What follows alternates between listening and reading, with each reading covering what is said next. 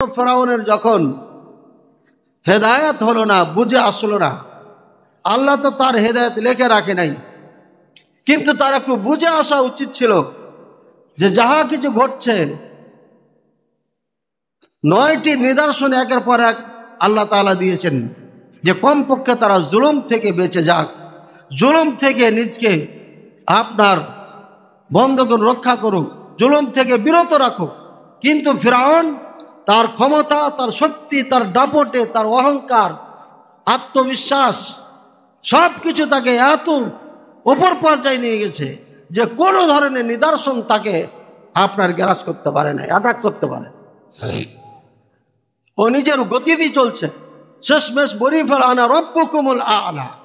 এবার যখন আল্লাহর জন্য খাস যেটা, সেটার উপর যখন হাত খালাইছে সে, তখন আল্লাহ তাআলা ছাড় দেন নাই। এবার একটা পলিসি তৈরি করলেন।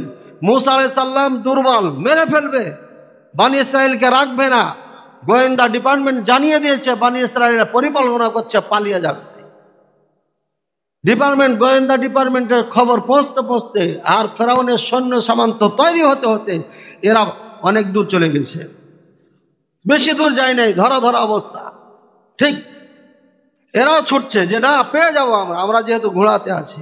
আর সামনে লোহিত সাগর, লোহিত সাগর পের হতে পারবে না, এর মানে নির্ঘাত এরা গ্রেপ্তার হবে। এরপরে আল্লাহ তাআলা হুকুম হলো, মূসা আলাইহিস সালাম বিচলিত না, দৃঢ় আত্মবিশ্বাসের সাথে অটুট রয়েছে, দৌড়াচ্ছে। আর সবাই কাছে ইন্না আলা মুদরাকুন, নিশ্চয় আমরা পেয়ে গেছি, মানে আমাদেরকে পেয়ে গেছে ফেরাউনেরা, আমরা গ্রেপ্তার হয়ে গেছি, পাকড়াও হয়ে গেলাম আমরা। মূসা আলাইহিস সালামকে আল্লাহ আদেশ করলেন, ইদরিব বিআসাকা, তোমার লাঠি দিয়ে সাগরে আঘাত করো। যেমন লাঠি দিয়ে সাগরে আঘাত করেছে 12টি রাস্তা হয়েছে।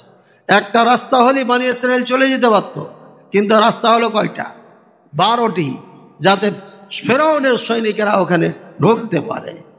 আল্লাহ তাআলা এটা হুকুম ছিল। ফেরাউন এত অহংকারী ছিল যে মূসা আলাইহিস সালামকে নিজ হাতে মারবে এবং তাকে শাস্তি দিবে, তাই ও কাফেলার সাথে আছে, সৈনিকদের সাথে আছে। ফেরাউন বলছে না, ঘুরে যাওয়া যাবে না, সাগরে লাফ দাও, ঝাঁপ দাও, রাস্তা তো ক্লিয়ার আছে, ওরা যেতে পেরেছে, আমরাও যেতে পারো। ও বুঝে নাই যে এই সাগরের পানি কেমনে থেমে গেল, রাস্তা কেন হলো, ওর মাথায় আর ঢোকে নাই। কারণ অমাকারু অমাকার আল্লাহ, আল্লাহ খায়রুল মাকিরিন।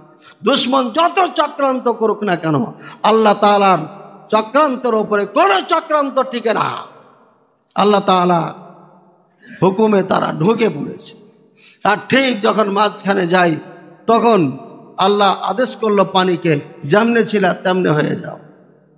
ফেরাউন তার সৈন্য সামন্ত সহ সাগরেই থেকে গেল।